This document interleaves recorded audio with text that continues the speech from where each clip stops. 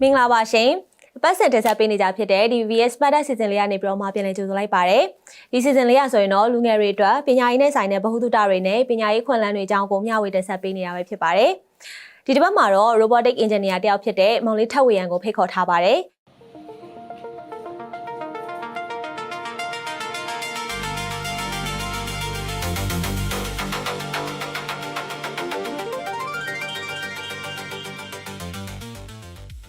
ตัวโซลูชันရင်ဒီ programming အပိုင်းတွေနောက်ဒီ robotic နဲ့ဒီ AI technology အပိုင်းတွေကို self study လေ့လာခဲ့ပြီးတော့မှဒီ tech industry တွေကိုရောက်ရှိလာတဲ့လူတစ်ယောက်လို့ပြောလို့ရတယ်။နောက်ပြီးလက်ရှိမှာလည်းသူကဒီ RAM Dynamics မှာလည်းဒီ robotic engineer တယောက်အနေနဲ့လုံးလုံးနေတဲ့သူတစ်ယောက်ဖြစ်တယ်။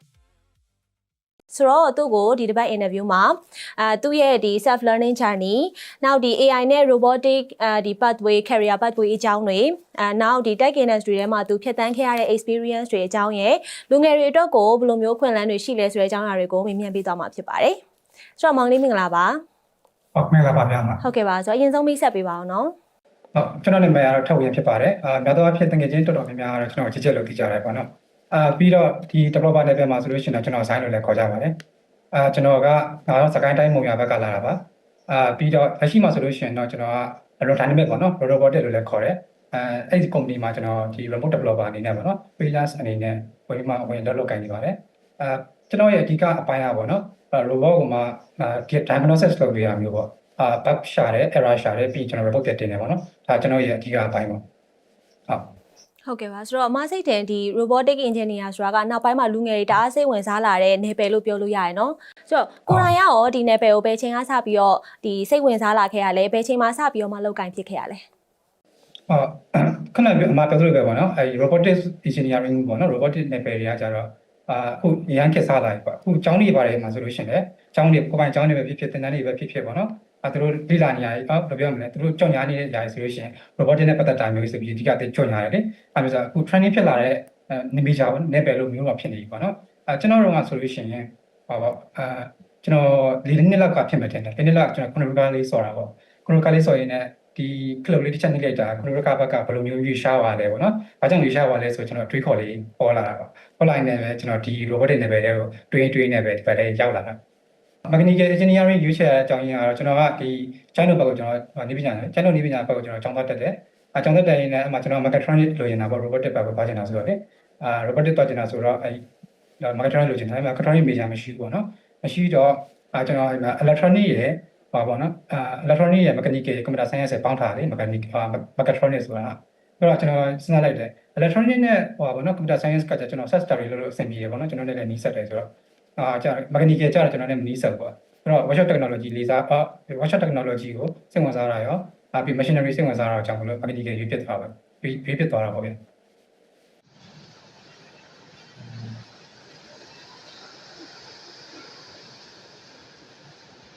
ပတိနော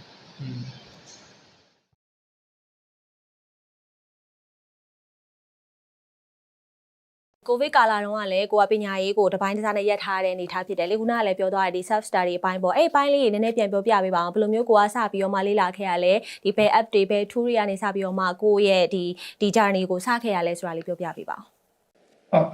self study လုပ်တဲ့အချိန်မှာပေါ့ကျွန်တော်ကဒီကိုဗစ်ကာလအတွင်းမှာဆိုတော်တော်များများပါနော်သူတို့ရဲ့ study type ကချိန်သွားပြီပေါ့နော်ကျွန်တော်ကကြတော့ဒီအရင်က self study လုပ်နေကြတဲ့သူဆိုတော့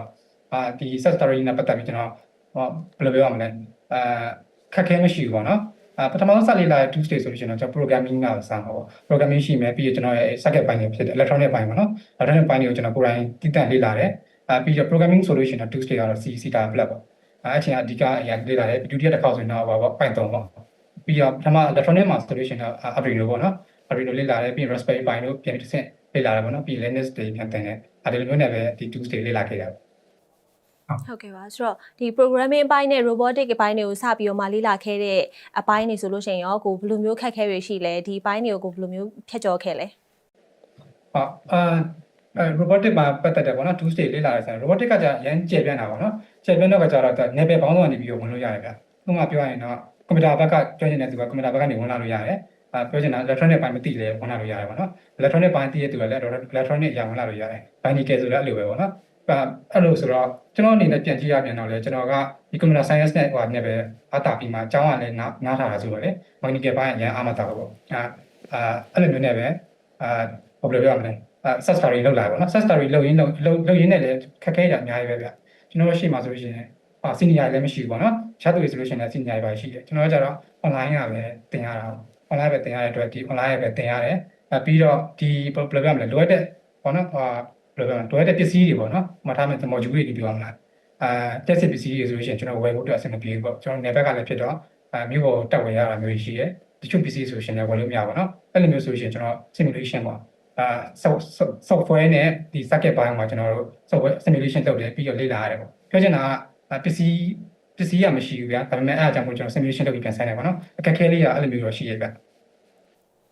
နောက်ပိုင်းမှာအဲ့လို self study လုပ်တဲ့လူတွေလည်းဒီတခြားကဏ္ဍတွေမှာဆိုလို့ရှိရင်လည်းအများကြီးပေါ့လေအဲ့လိုမျိုးဒီ YouTube ကနေတော့နောက်ဒီ online course တွေဒီ documentation ကနေပြီးတော့မှလေ့လာခဲ့တာတကယ်အခုလုပ်ငန်းခွင်လဲဝင်နေပြီဆိုတော့တကယ်လုပ်ငန်းခွင်တွေမှာတကယ်ရောအထောက်အကူဖြစ်ခဲ့ရလားဆိုတာလေးသိချင်ပါတယ်ဟုတ်အထောက်အကူပြုခဲ့ပါတယ်ဗျကျွန်တော်ရဲ့ဒီ self study မှာဆိုလို့ရှိရင် online ပေါ့နော် online ဆိုပြောရင် YouTube တို့ဒီ online learning ပဲဖြစ်ဖြစ်တာမှ documentation ဖတ်တာပဲဖြစ်ဖြစ်ကျွန်တော်ရဲ့ဒီတစ်စိတ်တစ်ပိုင်းဆိုတော့ main ဘယ်လို main part အနေနဲ့ပေါ့နော်တစ်စိတ်တစ်ပိုင်းအနေနဲ့ပါခဲ့တာပေါ့ဘယ်လိုပြောရမလဲအတ္တကြအနာချက်တွေရတော့သူတို့ရှိတာပေါ့နော်ပြင်မာတင်ရတဲ့သူတွေကြတော့ဆရာနဲ့တိုက်ရိုက်ထိတွေ့မှုရတယ်ပြီးတခုဆိုလို့ရှိရင်ချက်ချင်းမေးလို့ရမယ်ပေါ့နော် online ကကြတော့အဲ့လိုမျိုးစနစ်တော့မရှိဘူးကြိုက်တဲ့အချိန်မှာတော့ပြီးလေ့လာလို့ရတယ်ဒါပေမဲ့ကျွန်တော်အခုလုပ်ငန်းခွင်တွေမှာဝင်လာတဲ့အချိန်မှာကျတော့အဲ့ဒီမှာလေ့လာခဲ့တဲ့အရာတွေတော်တော်များများကအသုံးဝင်နေပေါ့နော်အလကားတော့မဖြစ်ဘူးပေါ့အလကားတော့မဖြစ်ဘူးပေါ့နော်ကျွန်တော်ဘယ်လိုပြောရမလဲSteve Jobs ကအဲ့လက်ရေးလာတင်တဲ့တင်တော့ပေါ့မိလက်တင်တဲ့တက်တော့အကုန်လုံးမဆိုင်ဘူးလို့ထင်ကြတာမျိုးပေါ့နော်မဆိုင်ဘူးကွန်ပျူတာပညာရှင်တယောက်ကတင်နေဆိုတော့ဒါပေမဲ့နောက်ကျတော့ font တွေထွက်လာတာပေါ့ဒါအဓိကပြောချင်တာကတော့အလကားဖြစ်တဲ့ဒီပညာရဲ့ဆိုတာမျိုးကမရှိဘူးလို့ထင်တာပေါ့နော်ချိန်မှုချိန်ကတော့သုံးဝင်လာမှာပါပြောချင်တာကတော့ online learning ကတကယ်ကျွန်တော်တို့အသုံးဝင်နေပါတယ်ဟုတ်ကဲ့ပါဆိုတော့ဒါအခုပြောရလို့ရှိရင်လက်ရှိမှာဘွဲမရသေးဘူးပေါ့ဘွဲမရသေးဘူးဒါပေမဲ့လုပ်ငန်းခွင်တော့ဝင်နေပြီဆိုတော့လုပ်ငန်းခွင်ကိုစပြီးတော့မှဝင်တော့ကဒီအလုပ်စရတော့ပေါ့နော်ဒီကိုက degree မရသေးတဲ့လူငယ်တယောက်လည်းဖြစ်နေတဲ့ခါကျတော့အဲ့ဘိုင်းမှာရောခက်ခဲရရှိခဲ့လားဘယ်လိုမျိုးကြော်ဖြတ်ခဲ့လဲဟုတ်ရှိတယ်ဗျကျွန်တော်ဟောပေါ့နော်ဘယ်လိုပြောရမလဲdegree လည်းမရသေးဘူးပေါ့နော်အဲ့ဒီဘိုင်းမှာဆိုလို့ရှိရင်ကျွန်တော်ပထမဆုံးစပြီးဝင်ရတော့ကကျတော့ကျွန်တော်ဘွဲနဲ့ဝင်တာမှာတခြား internship ဆိုလို့ရှိရင်တော်တော်များများဘွဲနဲ့သွားကြတာပေါ့ဘွဲရကန်ဒီလေးမှာ intern ဝင်ကြတာပေါ့နော်ကျွန်တော်တို့ကကြတော့ profile တစ်ခုပဲကောင်းကောင်းဖြည့်ဆောက်ရတာပေါ့နော် profile တစ်ခုအဲ့ဒီမတိုင်ခင်ကျွန်တော်၄နှစ်လောက်ပေါ့၄နှစ်လောက်ကကြတော့ကျွန်တော် project တွေအများကြီးလုပ်တယ်အဲ့လုပ်လာတဲ့ project တွေမှာကျွန်တော်ဒီ documentation ပုံစံမျိုးပြန်ရေးလိုက်တယ်ပေါ့နော်ရေးလာတဲ့ရလာတဲ့ဥစ္စာတွေအကုန်လုံးကျွန်တော်က publish အနေနဲ့ပြန်တင်ပေးတယ်ကျွန်တော်ရေးထားတဲ့ code တွေပဲဖြစ်ဖြစ်ရှားသူလေးလာလွယ်အောင်လုပ်ပေါ့နော်မှတ်တမ်းတွေပြန်တင်တယ်ပေါ့နော်အဲ့စာတွေအကုန်လုံးကျွန်တော်၄နှစ်လောက်လုပ်လာပြီးတဲ့အချိန်မှာဒီ run dynamic ပတ်ပေါ့နော်အခု run dynamic run robotic နဲ့ DWAI လည်းပတ်ကိုကျွန်တော် intern ဖြောက်ကြည့်ရပေါ့နော် intern ဖြောက်ကြည့်တော့ဘယ်လိုပြောရမလဲဒီ၄နှစ်လောက်စတိုက်လောက်လာတဲ့အရာဆိုတော့ပေါ့နည်းနည်း appreciate လုပ်တဲ့အနေနဲ့တော့ပါသွားတာပေါ့နော်ဘွဲရတယ်မရသေးဘူးအဲ့ဒီမှာဆိုလို့ရှိရင်ကျွန်တော်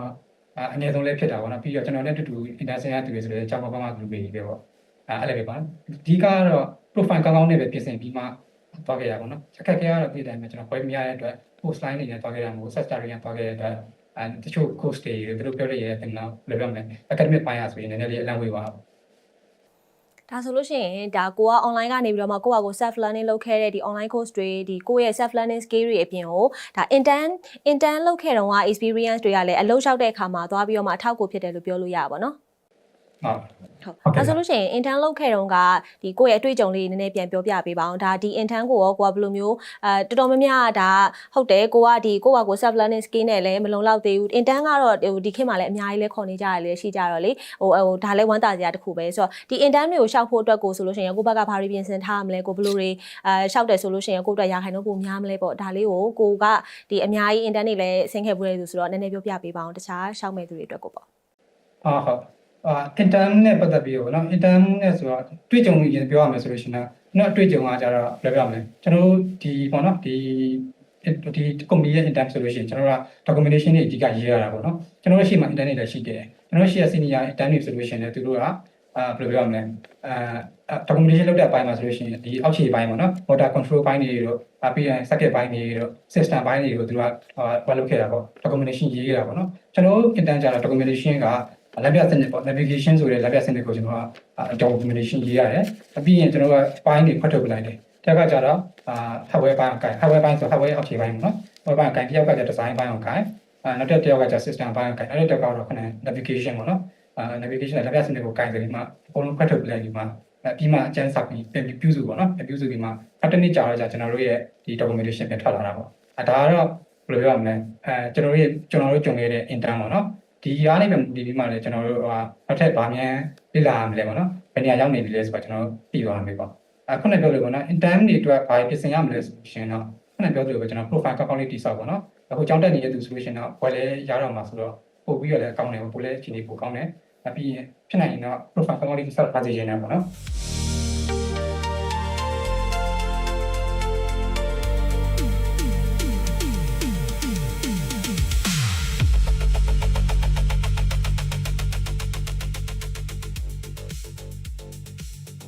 ဆိုတော့အခုလက်ရှိမှာလည်းဒီ RAM Dynamics မှာအလုပ်လုပ်နေရဆိုတော့အဲ့ဒီအလုပ်ကိုဝင်ခဲ့ပုံလေးကိုလည်းနည်းနည်းပြန်ပြောပြပေးပါအောင်အခုလက်ရှိရောဘာ project တွေလုပ်နေလဲဒီအလုပ်ကိုဝင်ခဲ့တဲ့ပုံလေးတွေပြီးရင်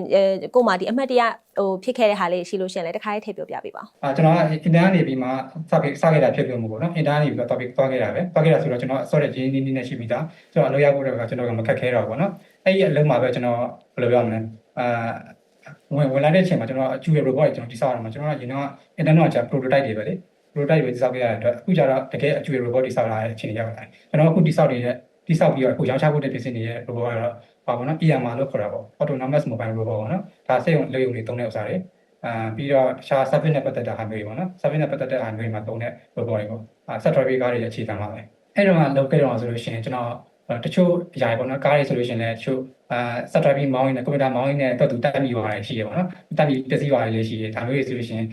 senior ရပဲတစ်ချက်ပြပြီးမှကြည့်ပေးဘယ်နေရာမှာမားနေရပေါ့နော်ကျွန်တော်လည်းရှင်းပြရင် internet မှာတက်လာရှိသေးချူရီယာနေတဲ့လို့ရှိသေးရဆိုတော့လေအဲ့လိုမျိုးတွေကကောင်းမွန်တော့လုပ်ပြရမျိုးရှိတယ်ပြီးတော့နောက်ကြလည်းနည်းနည်းဒီနယ်ပယ်ထဲမှာနည်းနည်းကြားလာတော့လေသူကအဆင်ပြေသွားတာပဲဗျဟုတ်ကဲ့ပါဆိုတော့အစပိုင်းမှာပြောသွားရတယ်ဒီ robotics အပိုင်းကတော့အရန်ကျယ်ပြန့်တယ်လို့ပြောခဲ့တယ်ဆိုတော့နောက်ပိုင်းမှာဒီ AI နဲ့ robotic ပေါင်းစပ်တဲ့အပိုင်းတွေပေါ့နော်အဲ့အပိုင်းလေးကိုလည်းဘုသူဒအနေနဲ့ပြောပြပေးပါအောင် AI နဲ့ robot နဲ့ပေါင်းစပ်တဲ့ဆိုရှင် AI နဲ့ robot ကခွဲထားလို့မရဘူးဗျ AI ဆိုတာကတော့အသိဉာဏ်လို့ပြောရမှာလားပေါ့နော်မြန်မာလိုဆိုတော့ဉာဏ်နာပေါ့ robotic ဆိုတာကတော့ကာယနဲ့တူတယ်ဗျအဲ့ဒါတူဆိုတော့နှစ်ခုလုံးက balance ဖြစ်ပြီးမှညီညီညာနဲ့တွားနေမှာ robot ကကောင်းကောင်းတည်ထွက်လာမှာပေါ့နော် mobile intelligence ပဲရဖြစ်ပြီးမှ hardware ရမကောင်း solution နဲ့ဒါကဟိုပါနော် robot နဲ့မတူတော့ဘူးပေါ့နော်robot နဲ့မတူတော့ဆိုတော့ဒီလိုမျိုးပေါ့နော် AI နဲ့ robot နဲ့ခွဲခြားလို့မရဘူးပေါ့ခုနောက်ပိုင်းမှာဆိုလို့ရှိရင်ကျွန်တော်လှုပ်ရှားမှုနဲ့ပတ်သက်ပြီးတော့ AI နဲ့ training လုပ်လာရရှိတယ်ပေါ့နော်အရင်ပြီးခဲ့တဲ့ဟိုလာပေါ့နှစ်3နှစ်လောက်ကဆိုလို့ရှိရင် robot တွေကလမ်းလျှောက်ဖို့အတွက်ကိုနည်းလုံနေရတဲ့အခြေအနေပေါ့အခုဒီနောက်ပိုင်းဆိုလို့ရှိရင်အခုမြင်လိုက်မှာပါဟိုပါပေါ့နော် robot တွေကနေရမျိုးတွေပဲဖြစ်ဖြစ်လူတွေနဲ့တူတူတွဲပြီးကတာပဲဖြစ်ဖြစ်ဒါမှမဟုတ်လို့ရှိရင်ဂျုံလေးဖြစ်ကြပဲဖြစ်ပေါ့အမျိုးမျိုးပေါ့နော်သူတို့ရဲ့ movement တွေကကျတော့ဟိုဖြစ်သွားပြီပေါ့ကောင်းကောင်းမွန်မွန်နဲ့တာမန်လူထက်ကိုကောင်းကောင်းမွန်လုပ်နိုင်ပါတဲ့အခြေအနေဖြစ်နေပေါ့ဒါကလည်းရှင်းပြောရင် AI နေပြီးမှဘာမလို့ခဏပြော reinforcement learning ဆိုတာမျိုးတွေအဓိကသုံးပြီး train လာတာပေါ့နော်ဆိုတော့ AI နဲ့ robotic ကခွဲလို့တော့မရဘူးတူတူတွဲသွားရင်တော့ကောင်းတယ်ပေါ့တိတက်ခဏကျွန်တော်ပြောလို့ပဲတိတက်သွားရင်လည်းသွားလို့ရတယ်ဒါပေမဲ့တူတူသွားရင်တော့အကောင်းဆုံးဖြစ်မှာပေါ့ဒီခေတ်ကြီးတိုးတက်လာတဲ့နောက်ပိုင်းမှာပေါ့နော်ဒီ AI နဲ့ robotics တွေကဒီလူတွေကတော်တော်များများကိုစိတ်ဝင်စားလာကြတယ်ဆိုတော့ဒီအခုဒီ tech industry တွေကိုဒီ digital လိုပဲဟိုအခုမှဝင်လာမဲ့လူတွေနောက်ဟိုဝင်ရောက်ပြီးနေတဲ့လူတွေပေါ့နော်ဒီလူတွေအတွက်ကိုဆိုလို့ရှိရင် digital အနေနဲ့ဒီဘွဲတစ်ခုပေါ့နော် degree ကဟိုလိုအပ်တာလားရေးကြည့်လားဒါမှမဟုတ် scale ကရေးကြည့်ရလား digital အနေနဲ့ဆိုလို့ရှိရင်ရောဒါဘယ်လိုမျိုးဟိုဘုသူဒအနေနဲ့ sharing ပြန်လုပ်ပေးမလဲအဲ့တော့လူပေါ်မှာမူတည်မယ်လို့ကျွန်တော်မြင်တယ်ပေါ့နော်တချို့ကြာလူပေါ်မှာမူတည်ရပါဘူးဒါပေမဲ့ခုနပြောလို့ပေါ့နော်ဘွဲရပဲ degree ပေါ့နော်ဘွဲရပဲရေးကြည့်မလားဒါမှမဟုတ်ရင်တကယ် scale ရပဲရေးကြည့်မလားဆိုလို့ရှိရင်တော့ကျွန်တော်ကတော့နှစ်ခုလုံးရေးကြည့်မယ်လို့ထင်တယ်ပေါ့နော်ဘာလို့လဲဆိုတော့နှစ်ခုလုံးကသူ့အနေနဲ့သူကကောင်းတဲ့အရာတွေရှိတယ်မှတ်ထားပါတော့ degree တစ်ခုကောင်းကောင်းရပြီးမှ scale မရှိဘူးဆိုလို့ရှိရင်လည်းလုပ်ငန်းခွင်မှာတကယ်တစ်ဖက်ရောက်နိုင်တယ်ပေါ့နော်ဘာမှလည်းမသိရမျိုးအစကတင်နေရမျိုးဖြစ်နေတယ်ဒါပေမဲ့ scale ပဲရှိပြီးမှ degree မရှိပြန်လို့ရှိရင်လည်းသူကဘာပြောမလဲလုံးလျှောက်တဲ့နေရာတွေပေါ့နော်ကျွန်တော်ဆိုလည်းဘယ်လိုပြောမလဲ intern ရှိခဲ့လို့မဟုတ်လို့ဘာပဲတောင်းလျှောက်ဖြစ်တာပေါ့နော်လုံးဒီနေရာမျိုးရတာပေါ့ဟုတ်လို့ရှိရင်လည်းကျွန်တော်အပြင်မှာသွားရှောင်မယ်ဆိုရင် degree လည်းမရှိဘူးဆိုလို့ရှိရင်စင်ပြီးမှာမဟုတ်ဘူးပေါ့ပြောချင်တာကတော့ degree တစ်ခုကတော့လက်ဝယ်ကန်ထားဖို့လည်းလိုတယ်ပေါ့နော်ကျွန်တော်လည်းအခု degree တစ်ခုတက်ဖို့အတွက်လည်းအပြည့်စင်းနေတယ်ပြည့်နေလည်းကျွန်တော်3နှစ်ကျော်ပြီပေါ့နော်3နှစ်ကျော်နောက်နိုင်ငံဘက်လည်းကျွန်တော်ပြည့်စင်းနေရရှိတယ်ဒါပေမဲ့ဘယ်လိုပြောရမလဲခုနကပြောလို့ပေါ့နော်ငငယ်တော့ကျွန်တော် scale ကပူရေးကြီးတယ် degree ရေးမကြည့်လို့ကျွန်တော်တွေးရတယ်ရှိတယ်ဒါပေမဲ့ကြီးလာတော့ပေါ့နော်degree ကလည်းသူ့အနေနဲ့သူရေးပါတဲ့အနေအထားမှာရှိတယ်ဆိုတော့နှစ်ခုလုံးရေးကြည့်ပါလေဗျဟုတ်ကဲ့ပါဆိုတော့ဒါကတော့ဒီတိုင်းသိချင်တာပါအခုက self learning နဲ့လည်းလောက်ကြတော့လေဒီ English scale ရောရေးပါတယ်လို့ထင်လား English scale ရောရေးကြည့်လား ရေးပါဆုံးထဲမှာပါတယ်ဗျတခုကဘယ်လိုပြောမလဲ self learning နဲ့ပတ်သက်တာပဲဖြစ်ဖြစ်ပေါ့နော်ဘယ်အကြောင်းရင်းနဲ့ပဲဖြစ်ဖြစ်ဘယ်နယ်ပယ်မှာပဲဖြစ်ဖြစ် English တွေကကြတော့လိုအပ်တယ်လို့ထင်တယ်ရေးမရှိမဖြစ်လိုအပ်တယ်လို့ထင်တယ်ပေါ့နော်ဘာလို့လဲဆိုတော့လေ့လာတခုခုလေ့လာရမယ်ဆိုလို့ရှိရင်ကျွန်တော်တို့တပ်ဖတ်မှာအင်္ဂလိပ်လိုတပ်ဖတ်မှာပေါ့နော်မြန်မာလိုရေးထားတဲ့ဘယ်လိုပြောမလဲမှတ်တမ်းတွေတို့ဒါမှမဟုတ်လို့ရှိရင် documentation တွေ research တွေကတော်တော်ရှားတယ်ပေါ့နော်မရှိသလောက်ပေါ့နော်မရှိတော်တော်ရှားတယ်ပြီးတော့တခြားနယ်ပယ်နဲ့ပဲဖြစ်ဖြစ်ပေါ့နော်တခြားဘာသာစကားနဲ့ရှိတာဆိုတခြားဘာသာတွေလည်းအတူပဲသိမရှိဘူးအဲ့တော့ကျွန်တော်တို့တိုင်း English ကနေရင်သွားမှာ English စာဖတ်တတ်လို့ရှိရင်တခြားလေ့လာပို့ပြီးလွယ်သွားပါပြီးတော့ကျွန်တော်တို့လေ့လာမယ့်ဥစ္စာမှာရှာဖွေရလွယ်သွားတာပေါ့နော်ဆိုတော့ English ကတော့အရေးကြီးပါတယ်ဟုတ်ကဲ့ပါဆိုတော့ကြီးရဲ့ future career goal ကရောဘာဖြစ်မလဲကျွန်တော်ကအဲ့ပေါ့နော်research လုပ်ချင်တာပေါ့နော် research လုပ်တာ academic ပိုင်းတွေ research လုပ်ချင်တာအများကြီးရှိတယ်ဒါပေမဲ့ပေါ့နော်startup ထောင်ဖို့လည်းစိတ်ကူးရှိတယ် international ဘိုင်းမှာပေါ့ startup တစ်ခုတော့ထောင်ဖို့အတွက်စိတ်ကူးလို့ရှိတယ်ဒါပေမဲ့အခုလောလောဆယ်တော့စီးပြေတယ်ကျွန်တော်ဖွဲ့ရပြီးမှထောင်မယ်လို့တော့ကျွန်တော်စိတ်ကြီးမှန်းချက်တော့ရှိရပေါ့ဒါကတော့အဓိကတော့ကျွန်တော်ဒီ KMR ဘက်ကိုမသွားတော့ပဲနဲ့ဟိုဘက်ကိုသွားမှာပေါ့ဒီဘယ်လိုပြောမလဲ agriculture ပေါ့နော် agriculture ပေါ့နော်ဒီစိုက်ပျိုးရေးနဲ့ပတ်သက်တဲ့အပိုင်းကိုကျွန်တော်သွားဖို့တော့စိတ်ကူးရှိတယ်ဟုတ်ကဲ့ပါဆိုတော့တနေ့မှာကိုပိုင် robot တစ်ခုကိုဖန်တီးရမယ်ဆိုလို့ရှိရင်ရောဘယ်လိုမျိုးပုံစံမျိုးဘယ်လိုအကျိုးပြုတဲ့ robot တစ်ခုကိုဖန်တီးမယ်လို့ကြီးတွေးထားရှိလဲကျွန်တော်စဉ်းစားထားတာတော့ဟိုပါနော်ကျွန်တော် exploration ရမ်းကြိုက်တာ exploration ရမ်းကြိုက်တော့ကြတော့ပေါ့နော် space exploration ပဲဖြစ်ဖြစ်ဒါမှမဟုတ်ဒီ marine ရေအောက်တွေပဲဖြစ်ဖြစ်ပေါ့နော်ရေနဲ့ပတ်သက်တဲ့ site ပဲဖြစ်ဖြစ်ကျွန်တော်တို့မသွားနိုင်လူတွေမသွားနိုင်တဲ့နေရာတွေမှာဆက်တွေလွှတ်ချင်တာပေါ့နော်ဆက်တွေလွှတ်ပြီးအဲ့မှာရှိနေတဲ့ sample တွေပဲဖြစ်ဖြစ်အဲ့မှာရှိ shooting တွေပဲဖြစ်ဖြစ်တတ်ကြည့်ချင်တာပေါ့ဒါကတော့ကျွန်တော်ပထမဦးစားပေးပေါ့နော်ဒုတိယခုနကကျွန်တော်ပြောလို့ဆိုရင်ဘယ်လိုပြောမလဲ reality စာရမယ်ဆိုလို့ရှိရင်ကျွန်တော်နိုင်ငံစိုက်ပျိုးရေးနိုင်ငံဖြစ်နေစိုက်ပျိုးရေးနိုင်ငံဖြစ်နေတဲ့အတွက်ကျွန်တော်နေနဲ့လုပ်ချင်တာကစိုက်ပျိုးရေးနဲ့ခဏကျွန်တော်ပြောခဲ့တယ်ပေါ့နော်စိုက်ပျိုးရေးနဲ့ပတ်သက်တဲ့ report တွေပေါ့နော်ပေါက်ပိတ်နောက်တာပဲဖြစ်စီဖြန်းတာပဲဖြစ်ပြီးအထက်တိုးအောင်လုပ်ပေါ့နော်အဲ့လိုမျိုးယူနဲ့ cooperate လုပ်ပြီးမှအကြံလည်းပေးမယ်ပြီးရင်စိုက်ပျိုးရေးထပ်လုံးတွေကိုလည်း analyze လုပ်မဲ့ report တွေပေါ့နော်အဲ့လိုမျိုးကြီးလည်းကျွန်တော်လုပ်ဖို့အတွက်လည်းလုပ်ချင်တယ်ပေါ့နော်ကျွန်တော်အဲ့နှစ်ခုပေါ့အဓိကဟုတ်ကဲ့ပါအရင်ကောင်းပါတယ်လို့အဲ့လိုမျိုးဖန်တီးနိုင်ပါစေเนาะဆိုတော့ဂျစ်ကကိုရိုင်းကလည်းဒီ channel လေးတစ်ခုထောင်ပြီးတော့မှဒီကိုယ့်ရဲ့ဒီခုနပြောရတဲ့ဒီ AI တို့ဒီ robotics တို့အဲ့အကြောင်းတွေကို sharing လုပ်ပေးနေတဲ့သူတယောက်လည်းဖြစ်တယ်ဆိုတော့အခုလက်ရှိဒီ tech industry တွေကိုရောက်လာမဲ့လူငယ်တွေအတွက်ဆိုလို့ရှိရင်ရောဂျစ်အတွက်ဂျစ်ကနေပြီးတော့မှဘယ်လိုမျိုးအကြံပေးစကားလေးတွေပြောချင်လဲဘယ်လိုပြောရမလဲကျွန်တော်လည်း junior ပဲတက်လာပဲဆိုတော့ junior တုန်းကကျွန်တော်ရဲ့အတွေ့ပေါ့နော်ဘယ်လိုပြောရမလဲကျွန်တော်အဲ့တော့ဖြစ်ချင်တာပဲသိတာပေါ့နော်ဘယ်လိုလုပ်ရမလဲဘယ်လိုလုပ်ကြရမလဲဆိုကျွန်တော်ကောင်းကောင်းမသိဘူးအဲ့တော့တချို့အရာတွေဆိုရင်ကျွန်တော်3လလောက်ကြာရှိတယ် error တက်တယ်3လလောက်ကြာရှိတယ်ဒါတော့ပြင်မှာပြောမယ်ဆိုလက်ကြတော့နော်လက်ကြရဲဆိုလို့ရှိရင်တော့စိတ်မပူနဲ့နားမလဲဆိုပြီးစိတ်မပူနဲ့ဒါပုံမှန်ပဲပေါ့နော်ပုံမှန်ပဲတက်လက်မလျှော့နဲ့ပေါ့နော်လုံးစရာရှိတာမြင်နေဆက်ပြီးတော့လုပ်နေပါနော်ဟိုလုံးစရာရှိတာမြင်နေဆက်လုပ်ရင်းနဲ့ကြားလာလို့ရှိရင် intuition ပေါ့နော်အလိုလိုသိစိတ်နဲ့ဒီ level မှာတခုမှတခုတော့သိလာနိုင်မယ်ပေါ့နော်ဒါကတော့ကြံပေးနေတာလည်းတခုဟုတ်ကဲ့ပါဆိုတော့မိကုန်းတွေလည်းအများကြီးမိပြီးသွားပြီဆိုတော့နောက်ဆုံးအနေနဲ့ဒီ smart ကြည့်ရှုနေတဲ့ပရိသတ်တွေအတွက်ကိုကြည်အနေနဲ့နောက်ဆုံးဖြည့်စွက်စကားလေးဗာလေးမြန်ပြောချင်လဲရှင်ဟုတ်ကဲ့ဘာလို့ robotic နဲ့ AI ကကြတော့เนาะမြန်မာနိုင်ငံနဲ့ကလည်းနည်းနည်းလေးအလံဝေးရပေါ့เนาะအလံဝေးရလို့မြင်ကြရရှိတယ်အသက်ဆိုင်မြင်ကြရတယ်ရှိကောင်းရှိနိုင်တယ်ပေါ့เนาะဒါပေမဲ့ကျွန်တော်အမြင်တော့ကျွန်တော်တွေးရပါတော့ဒါတော့ဒီကျွန်တော်ရဲ့ဘေးပတ်ဝန်းကျင်မှာရှိနေတဲ့ဟိုပါပေါ့နိုင်ငံအင်ဒီနယ်နိုင်ငံတွေပဲကြည့်ကြည့်ပေါ့เนาะတရုတ်ပဲဖြစ်နေထိုင်းပဲဖြစ်နေအိန္ဒိယပဲဖြစ်နေအကုန်လုံးအရှိန်ဟုန်နဲ့ပြီးနေကြဒီနယ်ပယ်တွေမှာပေါ့เนาะဆိုတော့ကျွန်တော်တို့ကအနည်းဆုံးတော့မပေးနိုင်တာမှလမ်းလေးရအောင်ရှောက်မယ်ဆိုပြီးမှလမ်းရအောင်ရှောက်မယ်ဆိုပြီးမှတွေးခေါ်လေးနဲ့ပဲကျွန်တော်လုပ်နေရပါတော့ဆိုတော့ဒီဘိုင်းကိုကျွန်တော်နောက်ကျကြံခဲ့လို့မဖြစ်ဘူးဗျဆိုတော့အားပေးရပဲဖြစ်ဖြစ် support ပေးရပဲဖြစ်ဖြစ်ခုရဲ့ဘေးပေါင်းရင်မှာရှိနေတဲ့ကလေးတွေပေါ့နော်ဒီပညာသစ်တွေစိတ်ဝင်စားလို့ရှိနေဘယ်လို support ပေးကြပါပေါ့နော်ဒါလေးတော့ပြောချင်ပါတယ်ဟုတ်ကဲ့ပါအခုလိုမျိုး smart season မှာပါဝင်ပြီးတော့မှမိသမျှတွေအားလုံးကိုစိတ်ရှိရှိနဲ့ဖြေသွားပေးကြည့်ကိုလည်းကျေးဇူးအများကြီးတင်ပါတယ်ရှင်ဟုတ်ကဲ့ပါဖိတ်ကြားပြီးလို့လည်းကျေးဇူးတင်ပါတယ်ဗျ